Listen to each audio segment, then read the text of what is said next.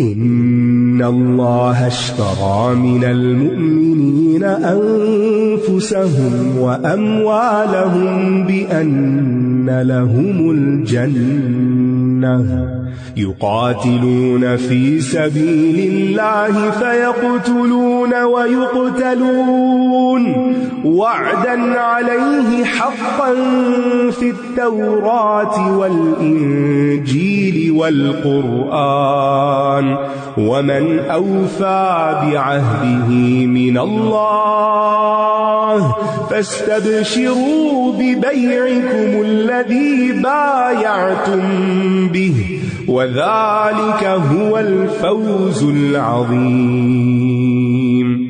التائبون العابدون الحامدون السائحون الراكعون الساجدون الآمرون بالمعروف والناهون عن المنكر والحافظون لحدود الله وبشر المؤمنين. ما كان للنبي والذين آمنوا أن يستغفروا للمشركين ولو كانوا أولي قربى من بعد ما تبين لهم أنهم أصحاب الجحيم.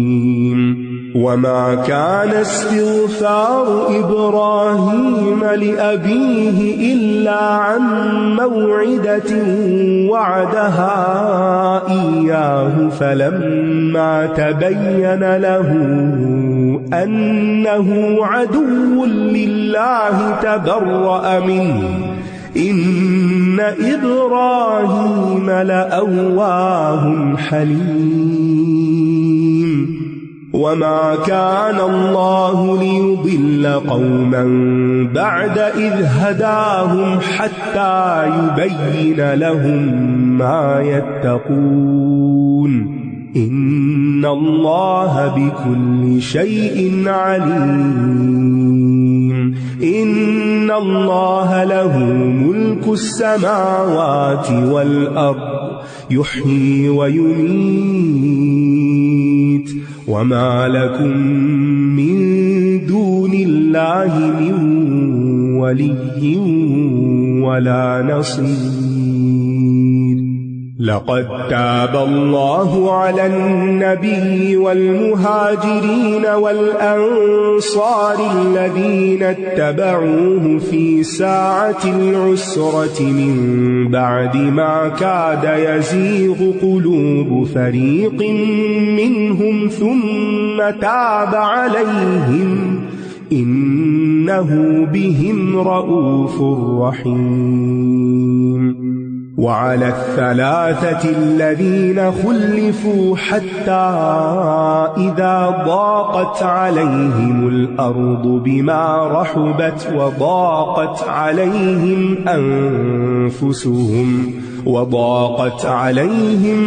أنفسهم وظنوا أن لا ملجأ من الله إلا إليه ثم تاب عليهم ليتوبوا إن الله هو التواب الرحيم. بے شک اللہ نے مومنوں سے ان کی جانیں اور ان کے مال جنت کے بدلے خرید لیے ہیں. وہ اللہ کے راستے میں جنگ کرتے ہیں پھر وہ مارتے ہیں اور مارے جاتے ہیں.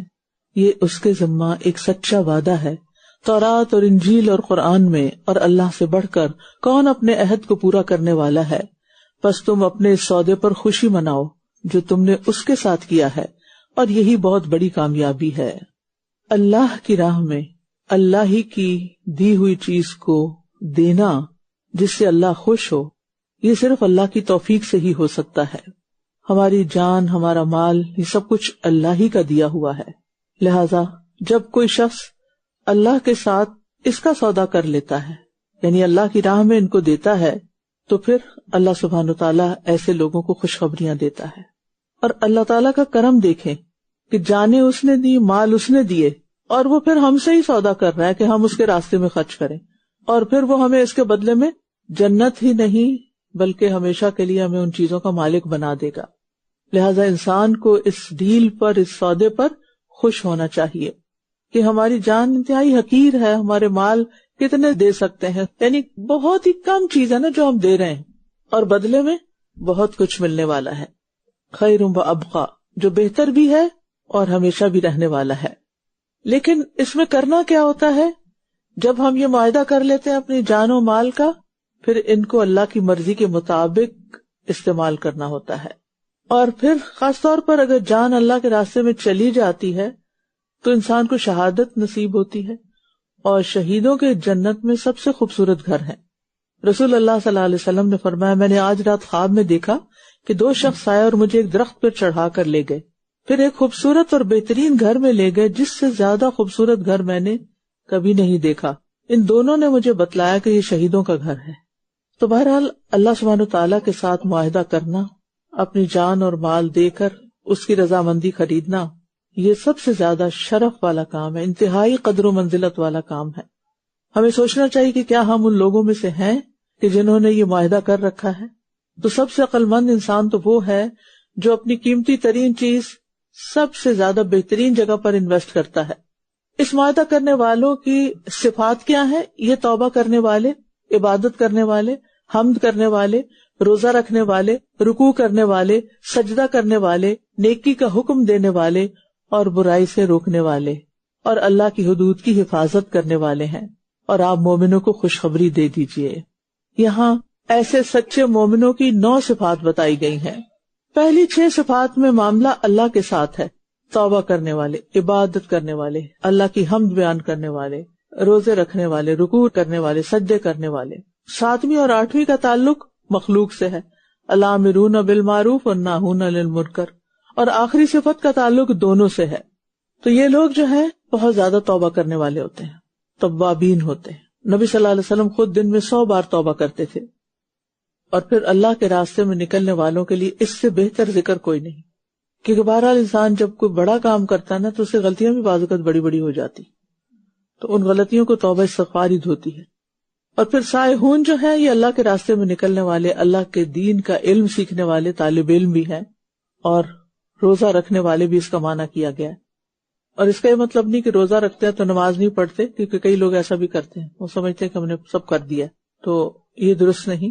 جو بھی اللہ کا حکم ہے وہ سب اس میں آ جاتا ہے، اور انسان اللہ کے دین پر جتنا بھی ثابت قدم ہوگا اتنی ہی اس کے لیے خیر و برکت، بھلائی، رضامندی کی خوشخبری ہوگی۔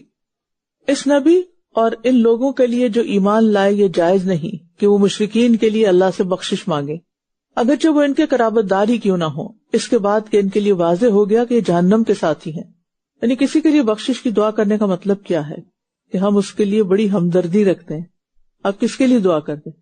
جس سے آپ کا کوئی تعلق ہوتا ہے، کوئی کنسرن ہوتا ہے، اور ایک محبت کا اظہار بھی ہوتا ہے۔ تو اب آپ دیکھیے کہ اگر انسان کسی مشرک کے لیے دعا کرتا ہے تو اس کا کیا مطلب ہے؟ کہ وہ اس سے محبت رکھتا ہے۔ تو مومنوں کو اجازت نہیں کہ وہ ایمان والوں کے باہر کسی سے محبت کریں، اور پھر خواہ قرابت داری کیوں نہ ہو، ایک اچھا تعلق ضرور ہوگا، لیکن دل کا تعلق صرف ایمان والوں سے ہی ہونا چاہیے۔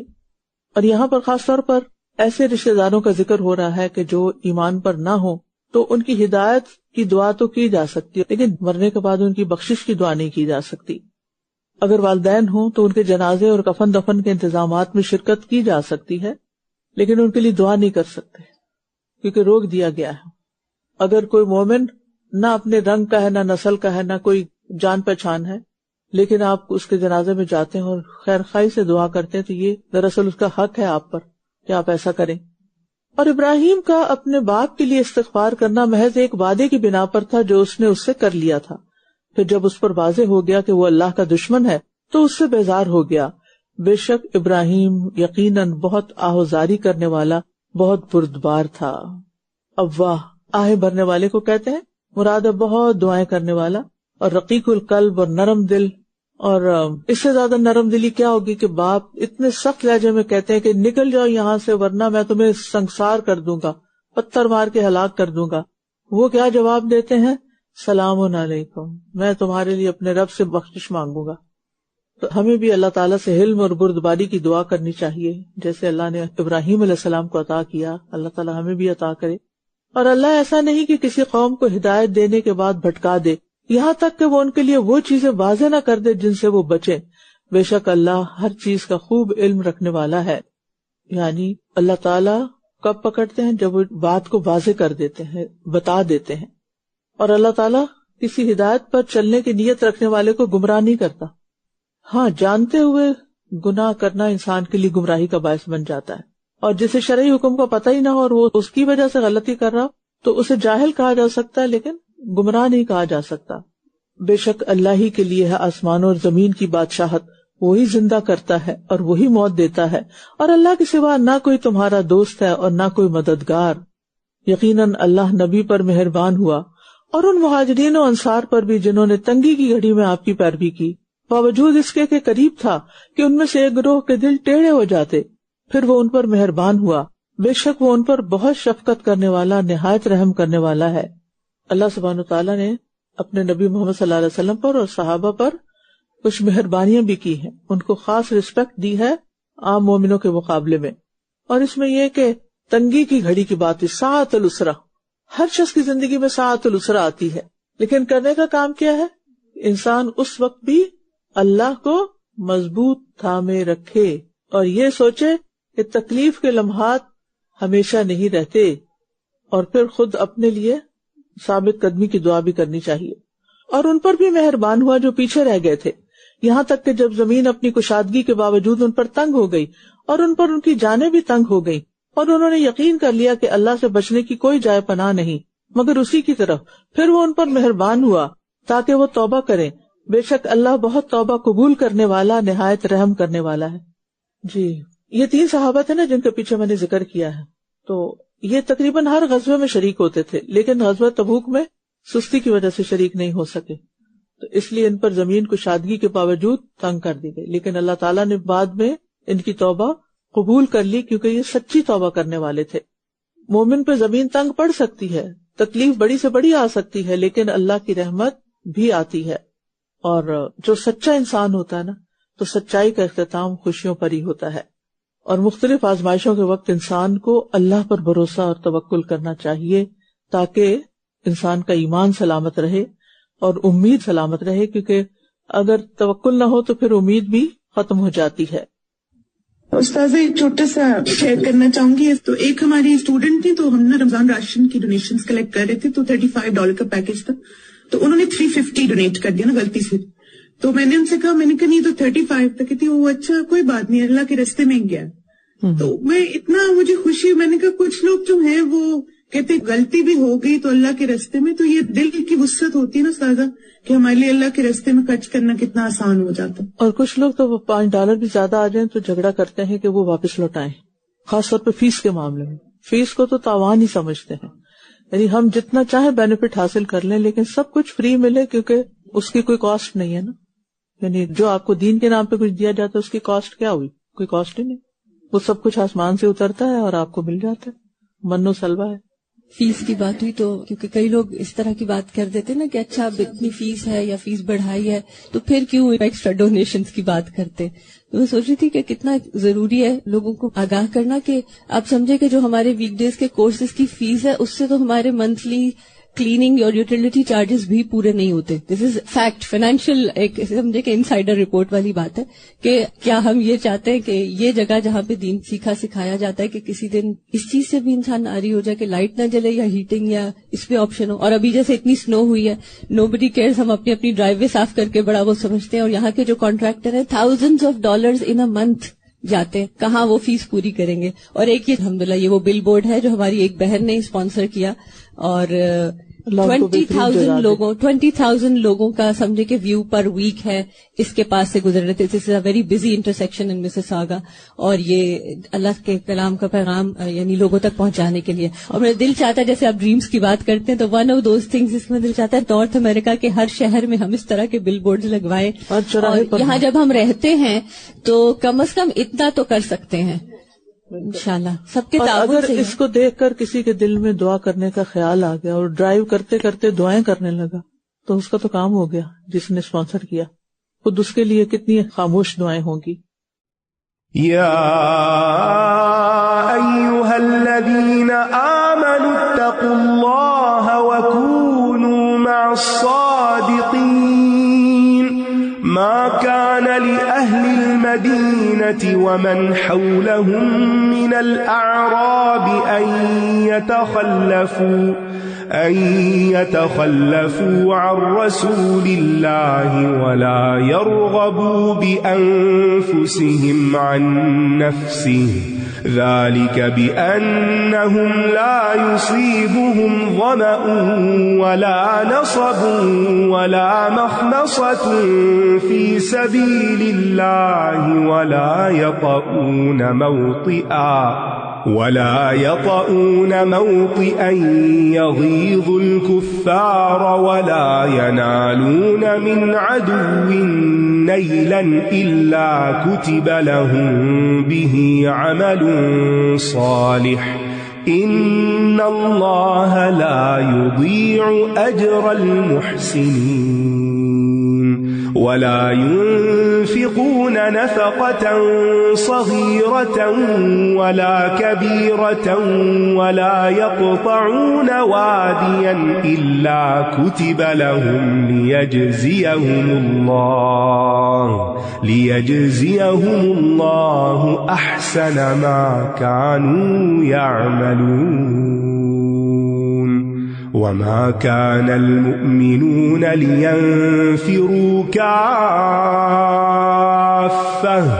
فلولا نفر من كل فرقة منهم طائفة ليتفقهوا في الدين ولينذروا قومهم إذا رجعوا إليهم لعلهم يحذرون. اے لوگو جو ایمان لائے ہو، اللہ سے ڈرو اور سچے لوگوں کے ساتھ ہو جاؤ. سچے لوگوں کے ساتھ ہو جاؤ، ساتھ مل کے رہو، کیونکہ انسان کی صحبت اور کسی کا ساتھ انسان کے بناؤ اور بگاڑ میں بہت اہم کردار ادا کرتا ہے. اگر انسان کا رہنا سہنا اٹھنا بیٹھنا منافق قسم کے لوگوں اور جاہلوں کے ساتھ ہو تو اس کے اثرات انسان پر آتے ہیں.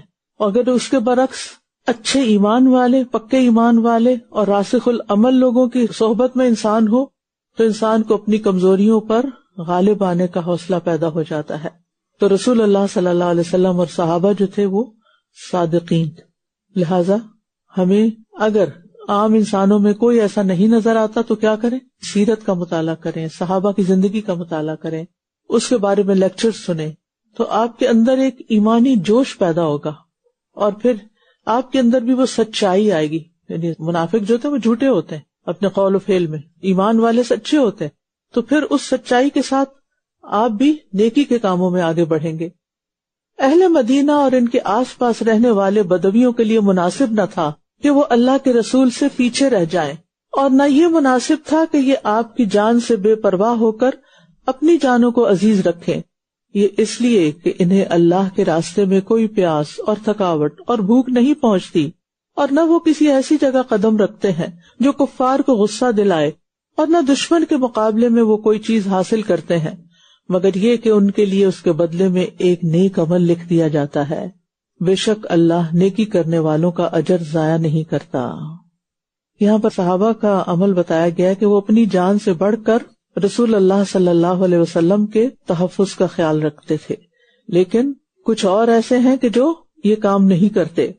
یعنی صرف نوافل اور اذکار اور تلاوت ہی اعمال صالحہ نہیں ہوتے، بلکہ کچھ اور کام بھی ایسے ہوتے ہیں جو انسان کو درجات میں کہیں سے کہیں پہنچا دیتے ہیں، اور ان میں سے ایک کام دین کی حفاظت.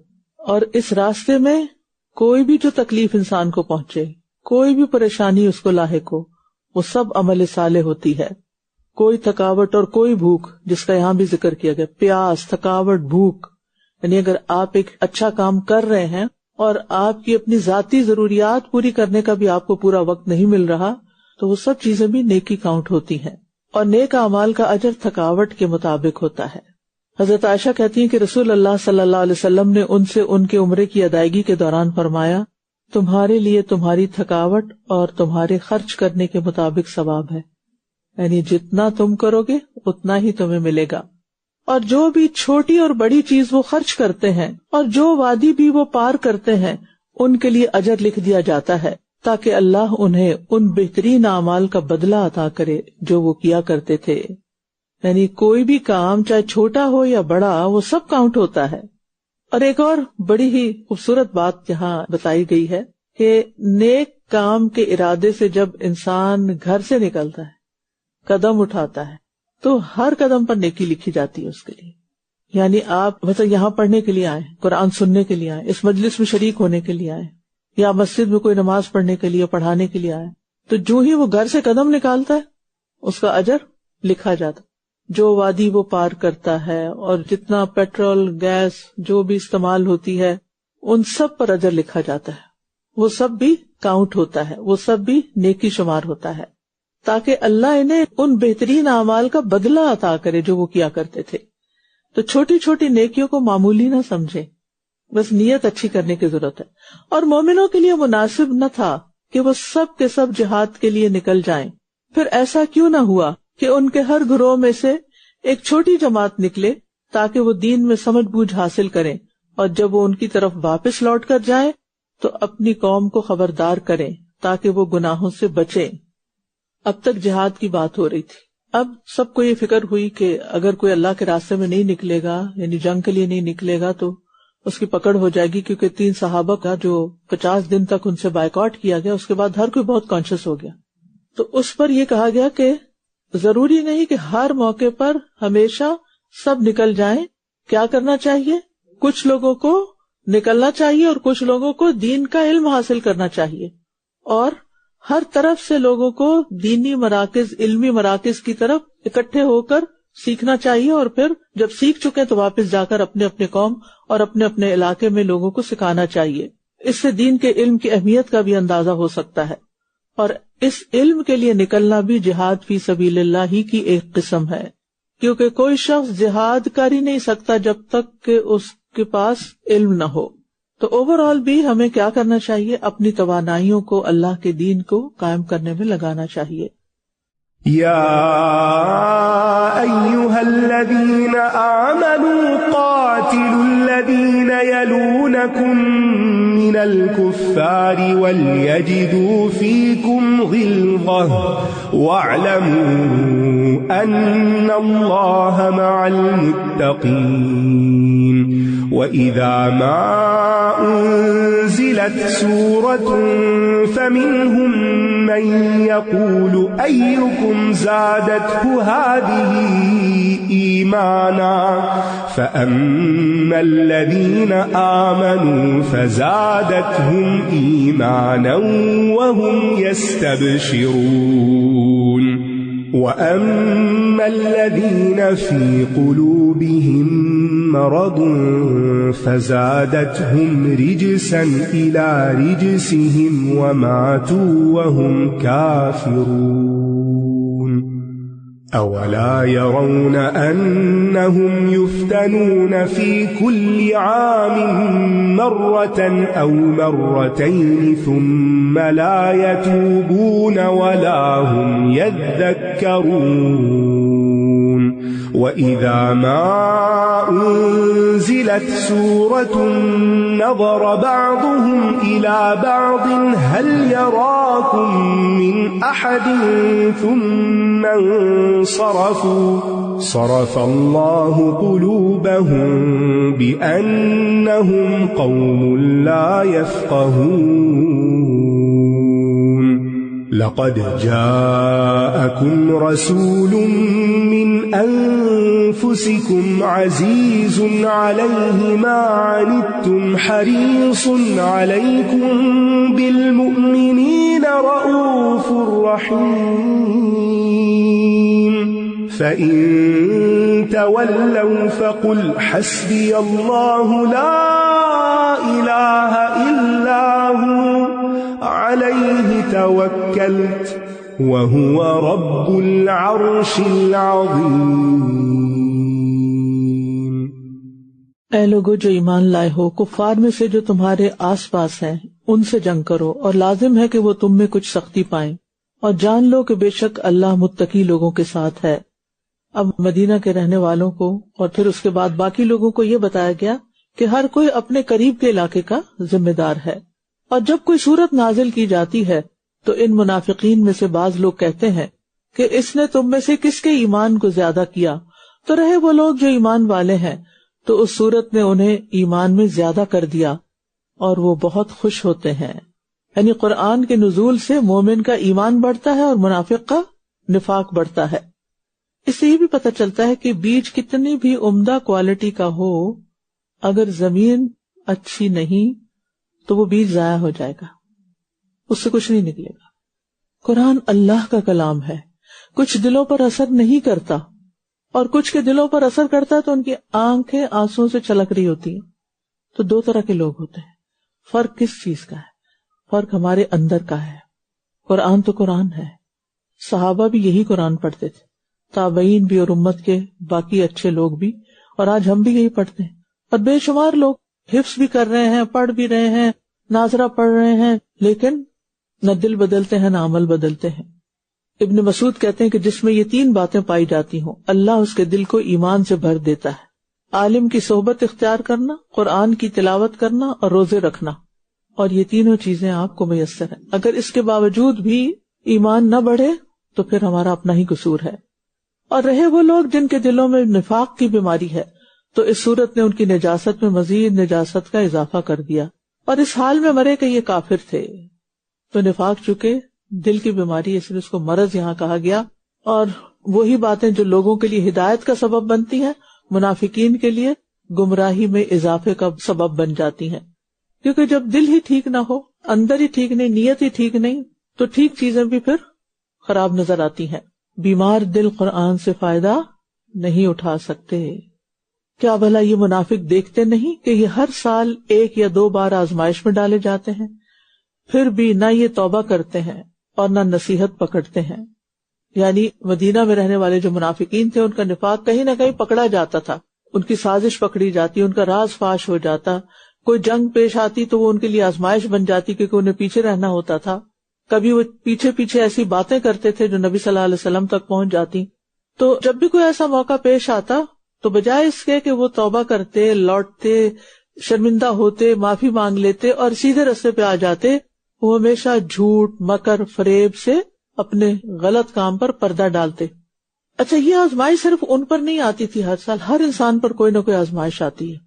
تو انسان کو اس وقت غور و فکر کرنا چاہیے کہ یہ آزمائش جو مجھ پر آئی ہے اب مجھے یہ کیا سکھانے آئی ہے۔ یعنی جتنی بھی مصیبتیں وہ دراصل آزمائشیں ہوتی ہیں، یا وہ خالق کی طرف پلٹنے کا موقع دیتی ہیں اور یا وہ پھر انسان کے لیے عذاب بن جاتی ہیں۔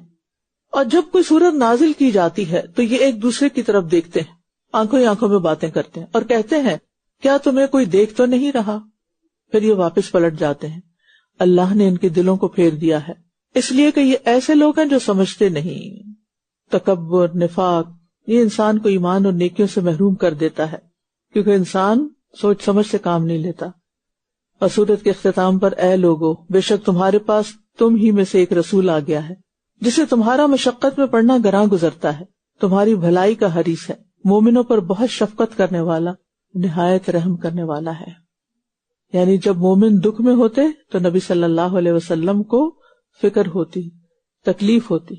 یعنی وہ انسان ہی کیا ہے جیسے کسی انسان کی دکھ درد تکلیف پر کوئی تکلیف محسوس نہ ہو، اس کا وہ احساس ہی نہ کرے۔ کچھ لوگ ایسے ہی کولڈ ہوتے ہیں، سرد دل، آپ بیمار ہوں، آپ تندرست ہوں، آپ کے اوپر کوئی پریشانی ہو، وہ پوچھتے بھی نہیں، ان کو کوئی کنسرن ہی نہیں ہوتا، ان کے کان پہ جوں نہیں رینگتی۔ نبی صلی اللہ علیہ وسلم کی سنت کیا ہے، آپ کا طریقہ کیا ہے کہ کسی مومن کو کوئی تکلیف پہنچتی تو آپ کو گراں گزرتی، آپ اسے محسوس کرتے، اور اسی طرح صرف خاص تکلیف کے موقع پر نہیں، امت پر آپ نے ہر ممکن آسانی کی اور آسان طریقے اختیار کیے، اور نبی صلی اللہ علیہ وسلم کو لوگوں کی ہدایت پر اور لوگوں کو گمراہی سے بچانے کی سخت حرص تھی، اور اس پہ انہوں نے اپنی جان کو گلا ڈالا تھا، اور وہ انتہائی مہربان تھے اور رؤوف بھی تھے۔ رؤوف ایسا شخص ہوتا ہے جسے سختی یا مصیبت دیکھ کے ترس آ جائے، اس کا دل پسیج جائے، تو نبی صلی اللہ علیہ وسلم کو اللہ تعالیٰ نے رحمت للعالمین بنا کر بھیجا تھا، یعنی سب کے لیے رحمت کا پیغام تھا، مگر خاص طور پر مومنوں کے لیے. اور یہ اللہ کی بہت بڑی نعمت اور احسان ہے ہم پر کہ اللہ نے ہمیں ان کی امت میں سے بنایا جو دنیا میں بھی آسانیاں چھوڑ کر گئے اور قیامت کے دن بھی شفاعت کر کے آسانی کریں گے انشاءاللہ.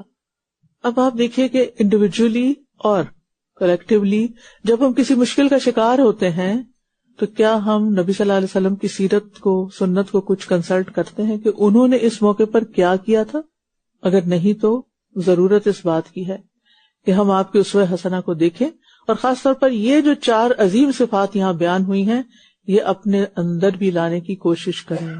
خوش قسمت ہیں وہ لوگ جن کے دل نبی صلی اللہ علیہ وسلم کے دل کے مشابہ ہیں. اللہ ہمیں بھی ان لوگوں میں شامل کر لے. پھر اگر یہ منہ موڑ لیں تو آپ کہہ دیجئے کہ اللہ مجھے کافی ہے، اس کے سوا کوئی معبود نہیں، اسی پر میں نے توکل کیا، اور وہ رب ہے عرش عظیم کا. یہ بات کیوں کہے گی؟ اس لیے کہ اگر کوئی اپنے نبی کی قدر نہیں کرتا، ان کی سیرت کا مطالعہ نہیں کرتا تو اپنا ہی نقصان کرتا ہے، ورنہ نبی کو تو اللہ ہی کافی ہے. تم قدر کرو یا نہ، ان اللہ و ملائکتہ یصلون علی النبی، ان کو کوئی فرق نہیں پڑتا. اور پھر یہ جو آخری کلمہ نا، حسبی اللہ لا الہ الا هو علیہ توکلت وهو رب العرش العظیم، حدیث میں آتا ہے کہ جس نے صبح شام 7 دفعہ یہ پڑھا اللہ اس کی پریشانیوں میں اس کی کفایت کرے گا. اور جب لوگ منہ موڑ لیں، لوگ بے وفائی کر جائیں، لوگ آپ کو چھوڑ دیں، لوگ آپ سے دھوکہ کریں، آپ کو چیٹ کریں، یا کسی بھی قسم کی مشکلات آپ کو گھیر لیں، تو یہ کلمہ ادا کریں، اس کو پڑھتے رہیں. سورۃ یونس، یہ سورت مکی ہے، اس کی 109 آیات ہیں. یہ ان سورتوں میں سے جن کی 100 آیات ہیں. واصلہ بن اسقع کہتے ہیں کہ نبی صلی اللہ علیہ وسلم نے فرمایا، مجھے تورات کی جگہ 7 ابتدائی طویل صورتیں دی گئیں اور مجھے زبور کی بجائے 100 آیات والی صورتیں دی گئیں، اور انجیل کے بدلے میں مثانی، یعنی جن میں آیات بار بار دہرائی جاتی ہیں.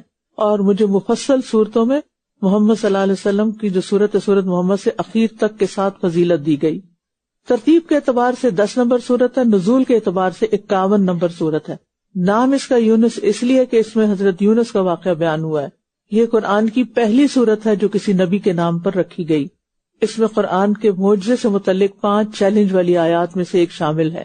اس میں الحق کا لفظ 21 بار دہرایا گیا ہے. یہ واحد صورت ہے جس میں فرعون کے ڈوبتے وقت کہے گئے الفاظ ذکر کیے گئے ہیں. تو سورت توبہ کا اختتام نبی صلی اللہ علیہ وسلم کے ذکر پر ہوا، اور یونس کا آغاز بھی انہی کے ذکر سے ہوتا ہے. سورت توبہ میں بیان ہوا کہ جب کوئی سورت نازل ہوتی ہے تو منافقین کیا کہتے ہیں، جبکہ سورت یونس میں آیا کہ کفار قرآن کے بارے میں کیا کہتے ہیں. بسم اللہ الرحمن الرحیم، الف لام را، تلک آیات الکتاب الحکیم، أكان للناس عجبا أن أوحينا إلى رجل منهم أن أنذر الناس وبشر الذين آمنوا أن لهم قدم صدق عند ربهم قال الكافرون إن هذا لساحر مبين إن ربكم الله الذي خلق السماوات والأرض في 6 أيام ثم استوى على العرش يدبر الأمر ما من شفيع إلا من بعد إذنه ذلكم الله ربكم فاعبدوه أفلا تذكرون إليه مرجعكم جميعا وعد الله حقا إنه يبدأ الخلق ثم يعيده ليجزي الذين آمنوا وعملوا الصالحات بالقسط والذين كفروا لهم شراب من حميم وعذاب أليم بما كانوا يكفرون هو الذي جعل الشمس ضياء والقمر نورا وقدره منازل لتعلموا عدد السنين والحساب ما خلق الله ذلك إلا بالحق يفصل الآيات لقوم يعلمون إن في اختلاف الليل والنهار وما خلق الله في السماوات والأرض لآيات لقوم يتقون إن الذين لا يرجون لقاءنا ورضوا بالحياة الدنيا واطمأنوا بها والذين هم عن آياتنا غافلون أولئك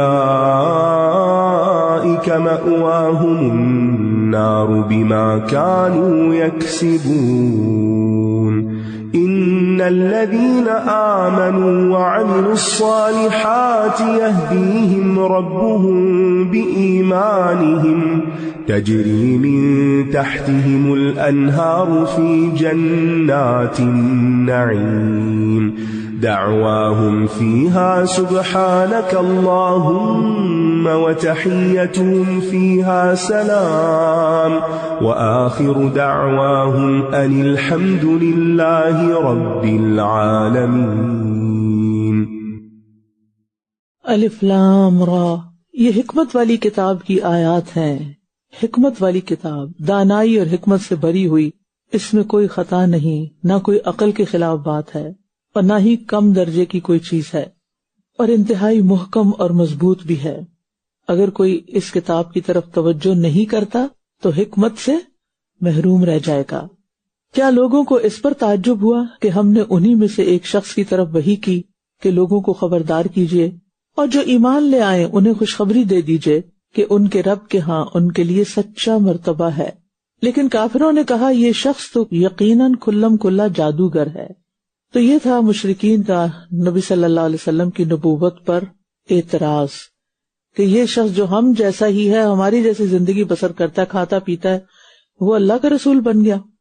اور پھر آپ دیکھیں کہ یہاں جو بشر الذین کی بات کی گئی ہے نا، اگر دنیا کا کوئی بادشاہ آپ کو خوشخبری دے کسی بات کی تو آپ کی خوشی کی کوئی انتہا نہ رہے. تو جب اللہ بندے کو کسی چیز کی خوشخبری دیتا ہے تو پھر وہ بندے کے لیے کتنی بڑی خوشی کا مقام ہو سکتا ہے. اور یہ خوشخبری کس کے لیے؟ بلند مقام کی، قدم صدق، جو ایمان لے آئے اور جو نیکیوں میں قدم آگے بڑھائے.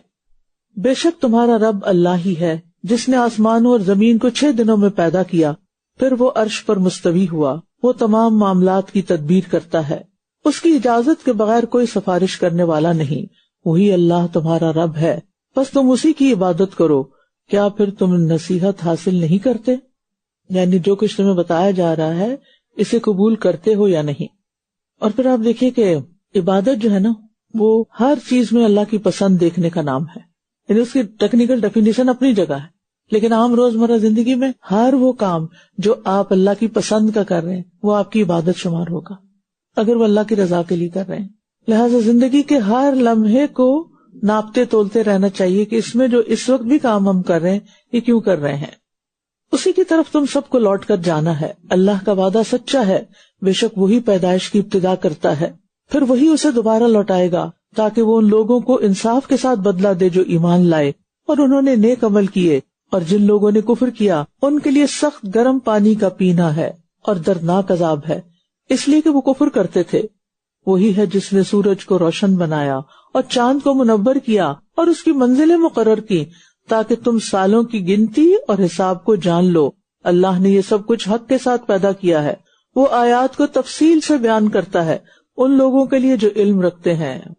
بے شک رات اور دن کے آگے پیچھے آنے میں اور جو بھی اللہ نے آسمانوں اور زمین میں پیدا کیا ہے اس میں ان لوگوں کے لیے نشانیاں ہیں جو تقوی اختیار کرتے ہیں. چاند اور سورج کی گردش سے ہی دن اور رات پیدا ہوتے ہیں، انہی سے ہمیں دن کی اور رات کی روشنی حاصل ہوتی ہے، انہی سے موسم بنتے ہیں، فصلیں پکتی ہیں.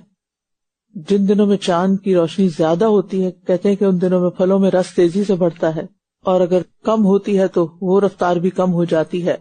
اللہ تعالیٰ نے یہ نشانیاں چاروں طرف پھیلا رکھی ہیں. اب یہ ہم پر ہے کہ ہم ان سے کیا سبق لیتے ہیں اور کتنا فائدہ اٹھاتے ہیں.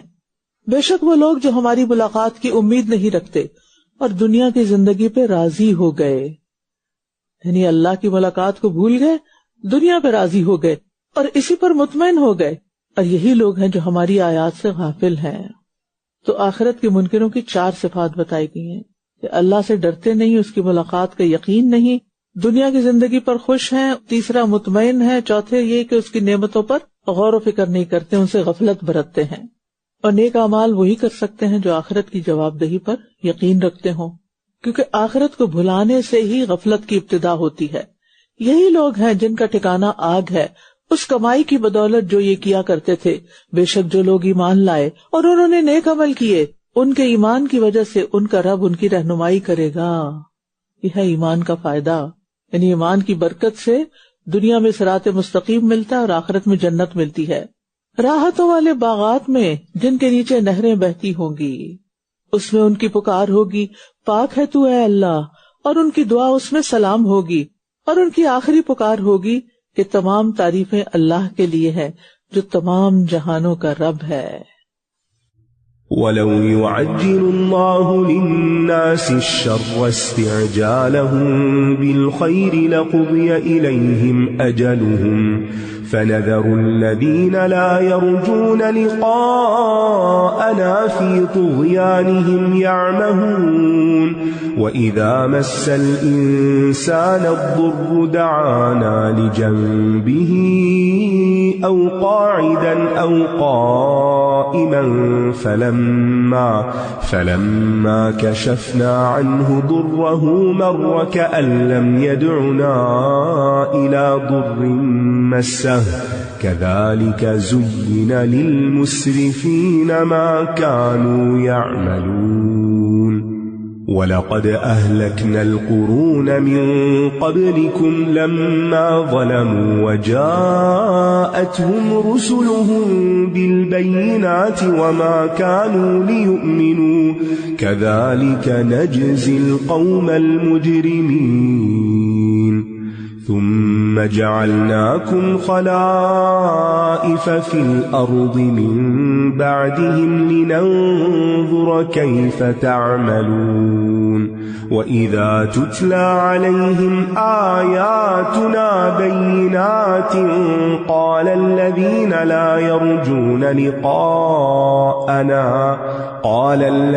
لا يرجون لقاءنا ائت بقرآن غير هذا أو بدله قل ما يكون لي أن أبدله من تلقاء نفسي إن أتبع إلا ما يوحى إلي إني أخاف إن عصيت ربي عذاب يوم عظيم قل لو شاء الله ما تلوته عليكم ولا أدراكم به فقد لبثت فيكم عمرا من قبله أفلا تعقلون فمن أظلم ممن افترى على الله كذبا أو كذب بآياته إنه لا يفلح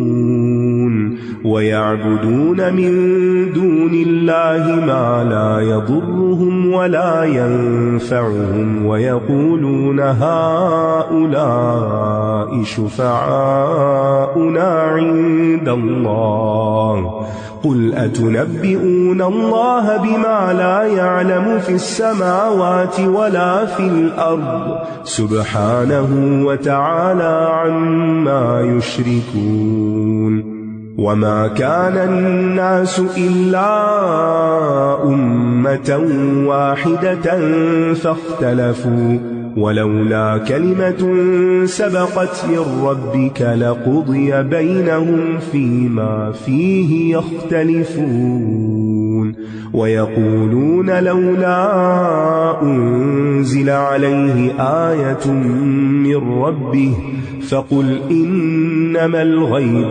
لله فانتظروا إني معكم من المنتظرين।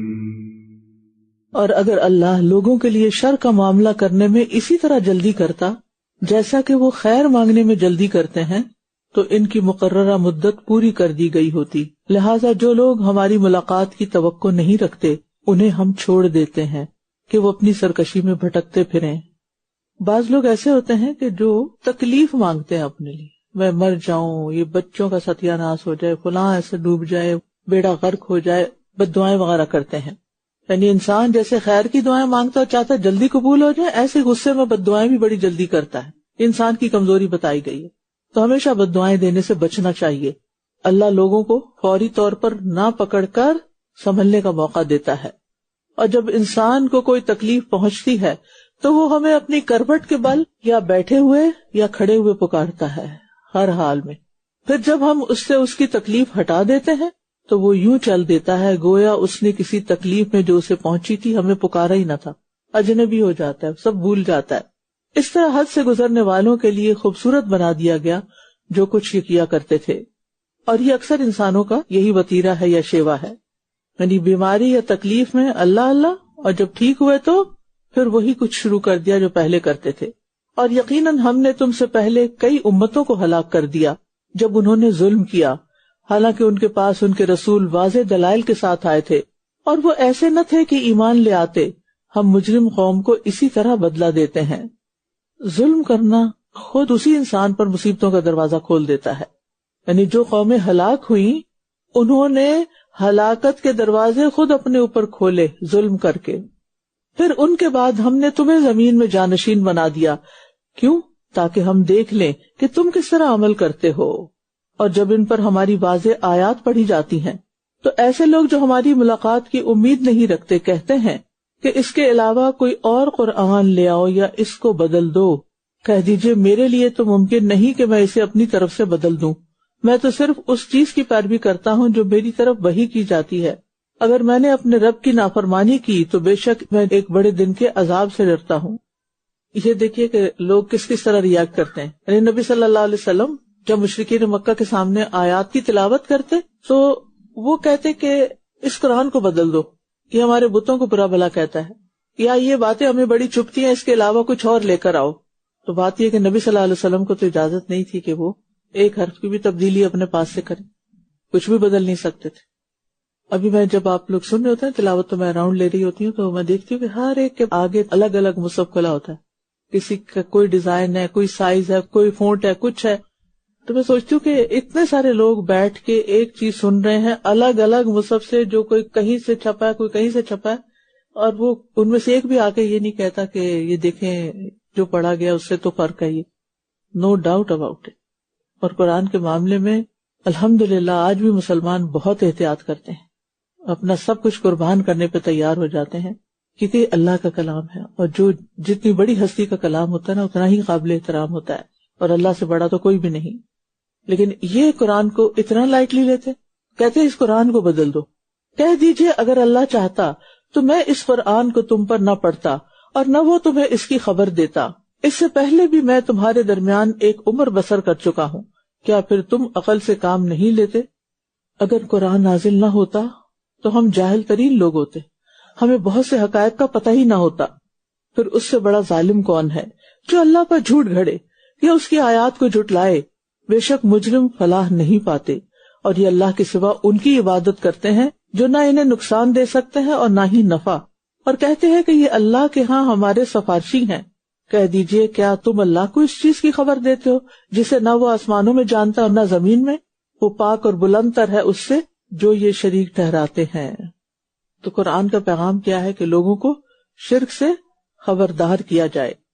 اور آپ دیکھیے کہ یہاں کس طرح وہ اپنی بات بدل دیتے، پوچھتے وہ بتوں کو ہیں، لیکن جب ان سے کہا جاتا ہے کہ ایسا نہیں کرو تو وہ کہتے کہ یہ تو بس سفارشی ہیں ہمارے، ہم ان کو نہیں پوچھ رہے، ان کی سفارش چاہتے ہیں۔ تو اللہ تعالیٰ اس بات کا انکار کرتا ہے۔ اور تمام لوگ ایک ہی امت تھے، پھر انہوں نے باہم اختلاف کیا، اور اگر آپ کے رب کی طرف سے ایک بات پہلے سے طے نہ ہو چکی ہوتی تو یقیناً ان کے درمیان اس معاملے میں فیصلہ کر دیا جاتا جس میں یہ اختلاف کر رہے ہیں۔ یاد رکھیے کہ انسانیت کی ابتدا جو ہے نا وہ توحید سے ہوئی تھی، اور کفر اور شرک جو ہے یہ بعد میں آئے ہیں۔ آدم علیہ السلام مسلمان تھے، ان کی اولاد مسلمان تھی، بہت عرصے تک دنیا میں صرف توحید رہی، پھر آہستہ آہستہ خرابیاں پیدا ہوتی گئی، اس کی بھی تفصیلات کتابوں میں ملتی ہیں۔ لیکن بات یہی ہے کہ جب تک انسان कुरान और सुन्नत को अपनी हिदायत का मेयार बनाता है, दिल भी वहां जुड़े रहते हैं और मुसलमान एक स्ट्रांग नेशन बनकर स्ट्रेंथ हासिल करके दुनिया भर में खैर पहुंचा सकते हैं। और ये कहते हैं कि इस रसूल पर इसके रब की तरफ से कोई निशानी क्यों ना उतारी गई, तो कह दीजिए बेशक गैब तो अल्लाह ही के लिए है, बस तुम इंतजार करो, मैं भी तुम्हारे साथ इंतजार करने वालों में से हूँ। मुश्रिकीन नबी सल्लल्लाहु अलैहि वसल्लम से मुख्तलिफ तरीके से मोइज़ात तलब करते थे। وَإِذَا أَذَقْنَا النَّاسَ رَحْمَةً مِّن بَعْدِ ضَرَّاءَ مَسَّتْهُمْ إِذَا لَهُم مَّكْرٌ فِي آيَاتِنَا قُلِ اللَّهُ أَسْرَعُ مَكْرًا إِنَّ رُسُلَنَا يَكْتُبُونَ مَا تَمْكُرُونَ هُوَ الَّذِي يُسَيِّرُكُمْ فِي الْبَرِّ وَالْبَحْرِ حتى إذا كنتم في الفلك وجرين بهم بريح طيبة وفرحوا بها جاءتها ريح عاصف وجاءهم الموج من كل مكان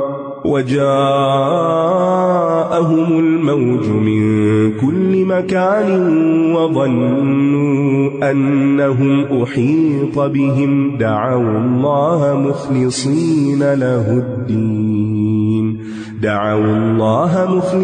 له الدين لئن أنجيتنا من هذه لنكونن من الشاكرين فلما أنجاهم إذا هم يبغون في الأرض بغير الحق يا أيها الناس إنما بغيكم على أنفسكم متاع الحياة الدنيا ثم إلينا مرجعكم فننبئكم بما كنتم تعملون إنما مثل الحياة الدنيا كماء أنزلناه من السماء فاختلط به نبات الأرض مما يأكل الناس والأنعام حتى إذا أخذت الأرض زخرفها وزينت وظن أهلها أنهم قادرون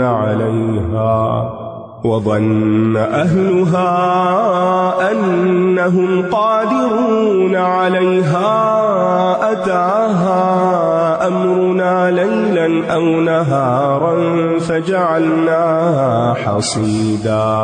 فجعلناها حصيدا كأن لم تغن بالأمس كذلك نفصل الآيات لقوم يتفكرون والله يدعو إلى دار السلام ويهدي من يشاء إلى صراط مستقيم للذين أحسنوا الحسنى وزيادة ولا يرهق وجوههم قتر ولا ذلة أولئك أصحاب الجنة هم فيها خالدون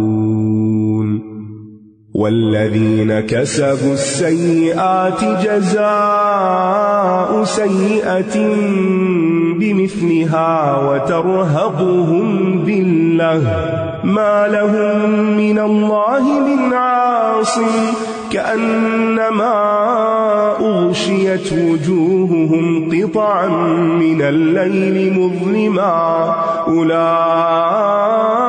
أصحاب النار هم فيها خالدون ويوم نحشرهم جميعا ثم نقول للذين أشركوا مكانكم أنتم وشركاؤكم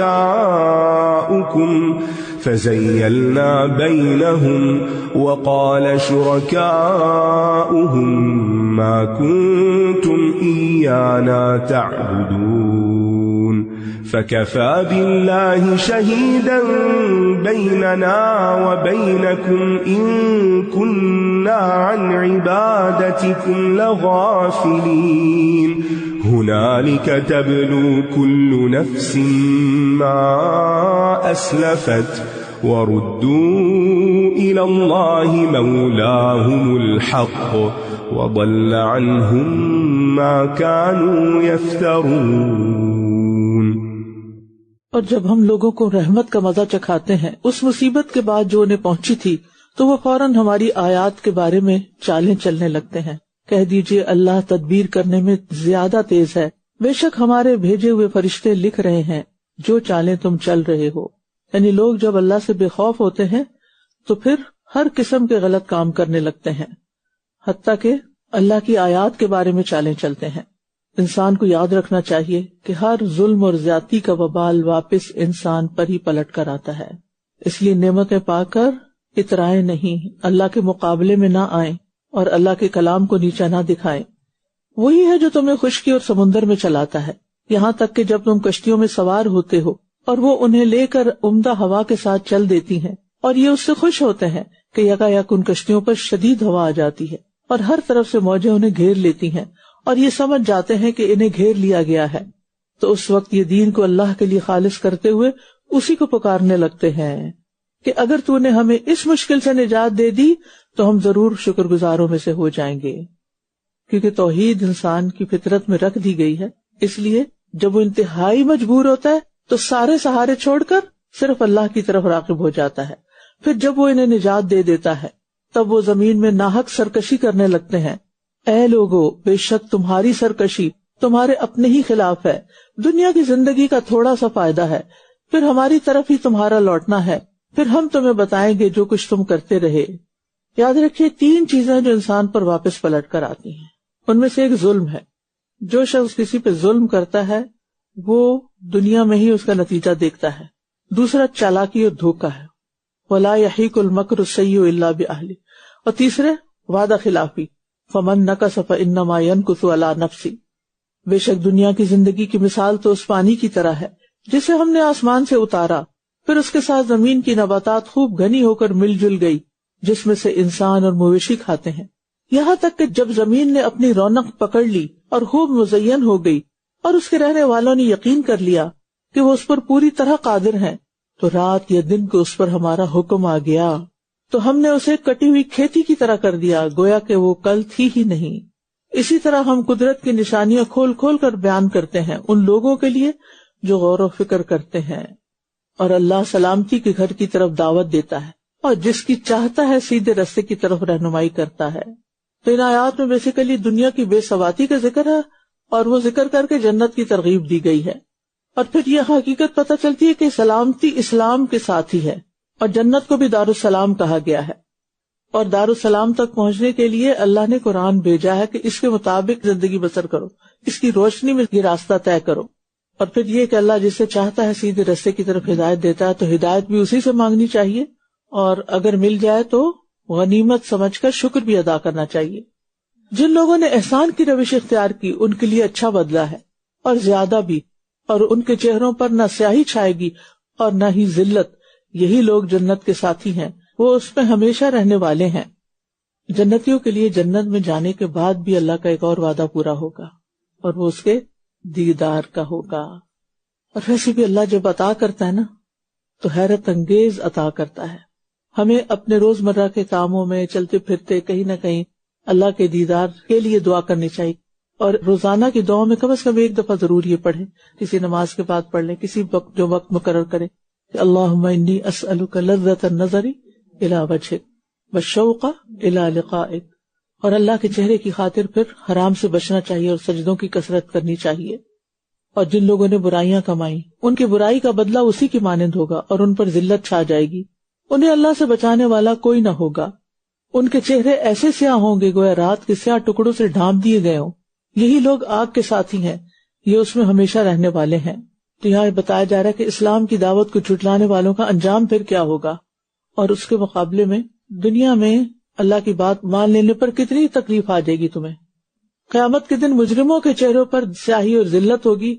دنیا میں بھی وہ کسی نہ کسی طرح انسان کی ریفلیکٹ کر جاتی ہے جو غلط کار انسان ہوتا ہے.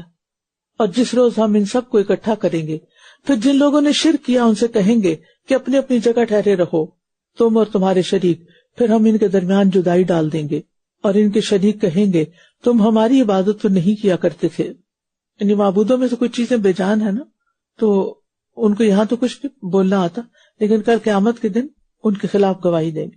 بس ہمارے اور تمہارے درمیان اللہ گواہ کے طور پر کافی ہے. بے شک ہم تو تمہاری عبادت سے غافل تھے. وہ معبود تو ان کا انکار کر دیں گے. وہاں ہر نفس جانچ لے گا جو اس نے پہلے کیا، اور وہ اللہ کی طرف لوٹائے جائیں گے جو ان کا حقیقی مولا ہے، اور ان سے کھو جائے گا جو کچھ یہ گھڑا کرتے تھے. یعنی قیامت کے دن مشرکین کی حقیقت حال سامنے آ جائے گی. ہر شخص اپنے اعمال کو دیکھ کر خود ہی اپنے انجام کو جان لے گا. اللہ تعالی ہمارا انجام اچھا کرے. وآخر دعوانا ان الحمد للہ رب العالمین. سبحانک اللہم و بحمدک، اشہد ان لا الہ الا انت، استغفرک و اتوب الیک. السلام علیکم و رحمۃ اللہ وبرکاتہ.